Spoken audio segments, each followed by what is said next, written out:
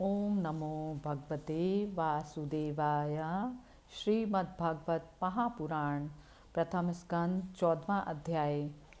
भगवान नारद जी से कहते हैं, ना अहम वसामि वैकुंठे योगिनां हृदयेन च मद्भक्ता यत्र गायन्ति तत्र तिष्ठामि नारद। मैं ना तो वैकुंठ में ही रहता हूँ, ना योगियों के हृदय में रहता हूँ। मैं तो वहीं रहता हूँ जहाँ प्रेमाकुल होकर मेरे भक्त मेरे नाम का संकीर्तन किया करते हैं। 14वें अध्याय में अपशगुन देखकर महाराज युधिष्ठिर का शंका करना और अर्जुन का द्वारिका से लौटना। सूत जी कहते हैं, शौनक ऋषियों से स्वजनों से मिलने और पुण्य श्लोक भगवान श्री कृष्ण अब क्या करना चाहते हैं, यह जानने के लिए अर्जुन द्वारिका गए हुए थे।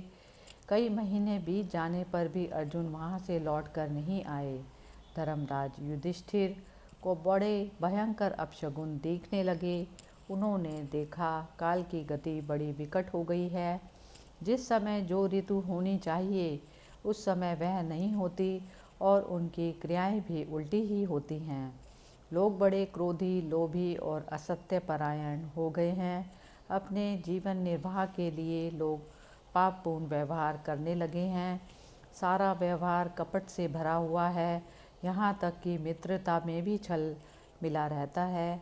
पिता माता, सगे संबंधी, भाई और पति पत्नी में भी झगड़ा रहने लगा है। कली काल के आ जाने से लोगों का स्वभाव ही लोभ, दंभ आदि अधर्म से अभिभूत हो गया और प्रकृति में भी अत्यंत अरिष्ट सूचक अपशगुन होने लगे। यह सब देखकर युधिष्ठिर ने अपने छोटे भाई भीमसेन से कहा। युधिष्ठिर ने कहा भीमसेन से, अर्जुन को हमने द्वारिका इसलिए भेजा था कि वह वहाँ जाकर पुण्य श्लोक भगवान श्री कृष्ण क्या कर रहे हैं इसका पता लगा कर आए और संबंधियों से मिल भी आए। तब से 7 महीने बीत गए किंतु तुम्हारे छोटे भाई अब तक नहीं लौट रहे हैं। मैं ठीक ठीक नहीं समझ पाता हूँ कि उनके न आने का क्या कारण है। कहीं देव ऋषि नारद के द्वारा बतलाया हुआ वह समय तो नहीं आ पहुँचा जिसमें भगवान श्री कृष्ण अपने लीला विग्रह का संवर्णन करना चाहते हैं, अर्थात प्रस्थान करना चाहते हैं। उन्हीं भगवान की कृपा से हमें यह संपत्ति, राज्य, स्त्री, प्राण, कुल संतान, शत्रुओं पर विजय और स्वर्ग आदि लोगों का अधिकार प्राप्त हुआ है। भीमसेन, तुम तो मनुष्यों में व्याघ्र के समान बलवान हो। देखो तो सही, आकाश में उल्कापात आदि, पृथ्वी में भूकंप आदि और शरीरों में रोग आदि कितने भयंकर अपशगुन हो रहे हैं। इनसे इस बात की सूचना मिलती है कि शीघ्र ही हमारी बुद्धि को मोह में डालने वाला कोई उत्पात होने वाला है। प्यारे भीमसेन, मेरी बाएं जांघ, आँख और भुजा बार बार फड़क रही है। हृदय जोर जोर से धड़क रहा है। अवश्य ही बहुत जल्दी कोई अनिष्ट होने वाला है। देखो, यह सियारिन उदय होते हुए सूर्य की ओर मुँह करके रो रही है। अरे, उसके मुंह से तो आग भी निकल रही है। यह कुत्ता बिल्कुल निर्भय सा होकर मेरी ओर देखकर चिल्ला रहा है। भीमसेन, गौ आदि अच्छे पशु मुझे अपने बाएं करके जाते हैं और गधे आदि बुरे पशु मुझे अपने दाहिने कर देते हैं। मेरे घोड़े आदि वाहन मुझे रोते हुए दिखाई देते हैं। यह मृत्यु का दूत पेंडुखी, उल्लू और उसका प्रतिपक्षी कौवा रात को अपने कर्ण कठोर शब्दों में मेरे मन को कंपाते हुए विश्व को सूना कर देना चाहते हैं। दिशाएं धुंधली हो रही हैं। सूर्य और चंद्रमा के चारों ओर बार बार मंडल बैठते हैं। यह पृथ्वी पहाड़ों के साथ कांप उठती है। बादल बड़े ज़ोर ज़ोर से गरजते हैं और जहाँ तहाँ बिजली भी गिरती ही रहती है। शरीर को छेदने वाली एवं धूली वर्षा से अंधकार फैलाने वाली आंधी चलने लगी है। बादल बड़ा डरावना दृश्य उपस्थित करके सब ओर खून बरसाते हैं। देखो, सूर्य की प्रभा मंद पड़ गई है। आकाश में ग्रह परस्पर टकराया करते हैं। भूतों की घनी भीड़ में पृथ्वी और अंतरिक्ष में आग सी लगी हुई है। नदी, नद, तालाब और लोगों के मन शुद्ध हो रहे हैं। घी से आग नहीं जलती। यह भयंकर काल ना जाने क्या करेगा। बछड़े दूध नहीं पीते, गोए दुहने नहीं देती, गौशाएँ गौशाला में गोएं आंसू बहा बहा कर रो रही हैं, बैल भी उदास हो रहे हैं। देवताओं की मूर्तियाँ रोती हुई सी दिखाई दे रही हैं। उनमें से पसीना चूने लगता है और वे हिलती डुलती भी हैं। ये देश, गांव, शहर, बगीचे, खाने और आश्रम श्रीहीन और आनंद रहित हो गए हैं। पता नहीं ये हमारे किस दुख की सूचना दे रहे हैं। इन बड़े बड़े उत्पातों को देखकर मैं तो ऐसा समझता हूँ कि निश्चय ही यह भाग्यहीना भूमि भगवान के उन चरण कमलों से, जिनका सौंदर्य तथा जिनके ध्वजा, वज्र, अंकुश आदि विलक्षण चिन्ह और किसी में भी कहीं भी नहीं है, रहित हो गई है। शौनक जी, राजा युधिष्ठिर इन भयंकर उत्पातों को देखकर मन ही मन चिंतित हो रहे थे कि द्वारिका से लौटकर अर्जुन आए। युधिष्ठिर ने देखा अर्जुन इतने आतुर हो रहे हैं जितने पहले कभी नहीं देखे गए। मुंह लटका हुआ है, कमल सरीखे नेत्रों से आंसू बह रहे हैं। इस शरीर में बिल्कुल कांति नहीं है। उनको इस रूप में अपने चरणों में पड़ा देखकर युधिष्ठिर घबरा गए। देव ऋषि नारद की बातें याद करके उन्होंने सुहृदों के सामने ही अर्जुन से पूछा। युधिष्ठिर ने अर्जुन से कहा, भाई, द्वारिकापुरी में हमारे स्वजन संबंधी मधु, भोज, दाशह, आरह, सातपथ, अंधक और विष्णुवंशी यादव कुशल से तो है ना? हमारे माननीय नाना शूरसेन जी प्रसन्न हैं। अपने छोटे भाई सहित मामा वसुदेव जी तो कुशल पूर्वक हैं।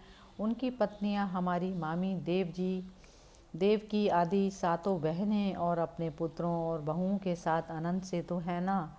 जिनका पुत्र कंस बड़ा ही दुष्ट था, वे राजा उग्रसेन अपने छोटे भाई देवक के साथ जीवित तो है ना?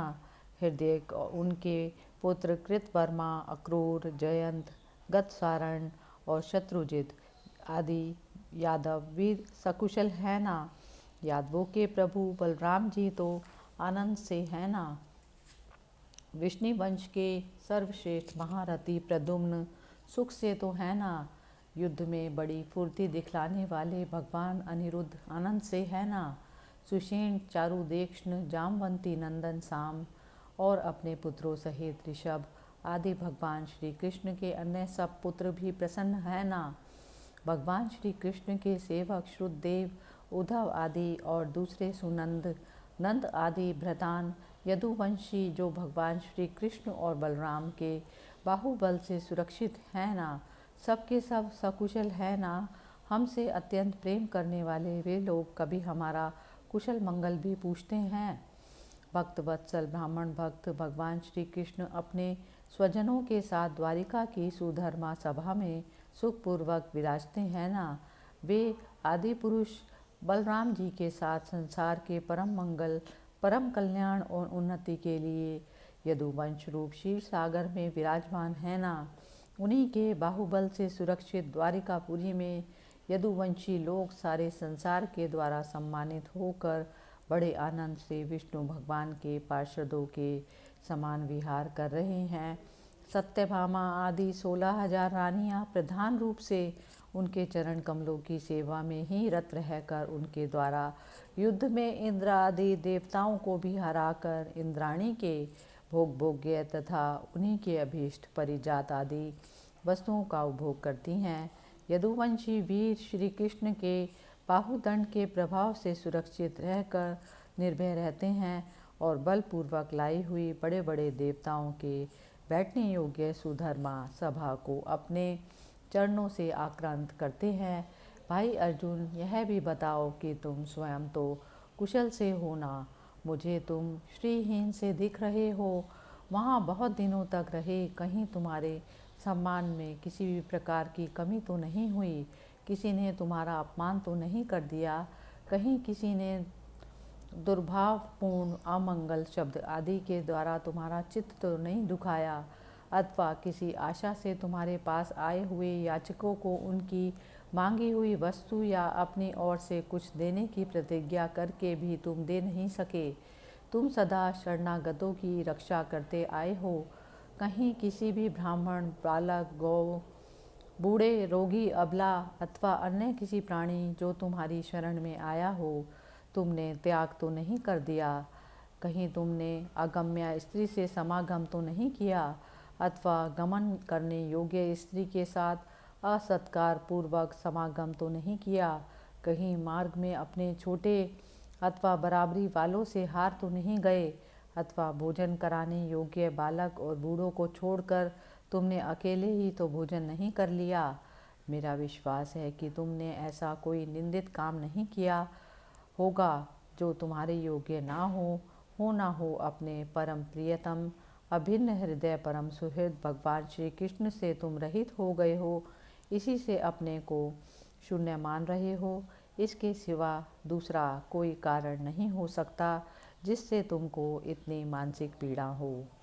इस प्रकार सूत जी ने शौनक जी को युधिष्ठिर के इस प्रकार के वचन शौनक ऋषियों को बताए। यहीं पर प्रथम स्कंद का 14वां अध्याय समाप्त होता है। हरि ओम तत्सत। श्री कृष्ण गोविंद हरे मुरारी, हे नाथ नारायण वासुदेवा।